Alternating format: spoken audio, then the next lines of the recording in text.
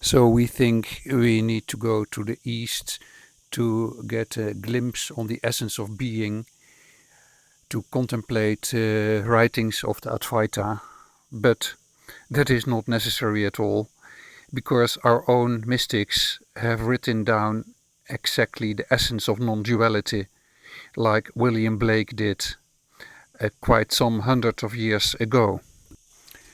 In 1793 he wrote the book on the marriage of heaven and hell, and in that book he clearly killed dualism, Western dualism, by stating the following important axiomata and rebuttal them.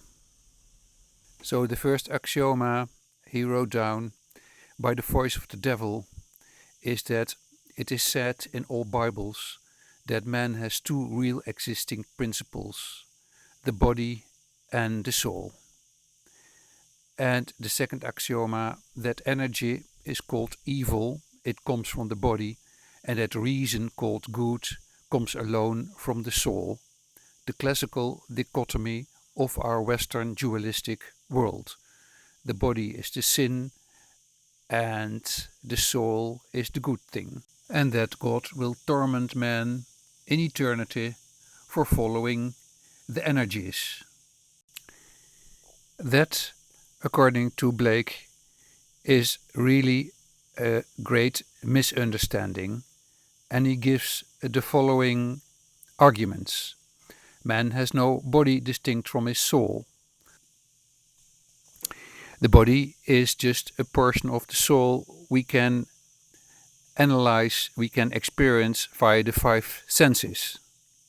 And energy is the life manifestation.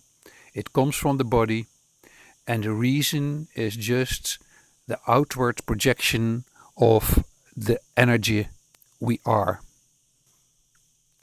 And then he ends with this statement, which is clearly gratefulness to being alive, that energy and the ability that we experience energy is eternal delight. Here I have summarized the questions of William Blake, why all Bibles and secret codes are wrong, and the arguments why they are wrong. Clearly, it is not necessary to contemplate complicated Advaita texts from the East if we have our own Advaita masters in the West. William Blake clearly was one of the most profound Advaita masters of the West, just as Master Eckhart and many others in the Christian tradition have seen the essence of non-duality, which is being alive in the here and now. And I think it's time that we realize we have our own sources of insight in the divine.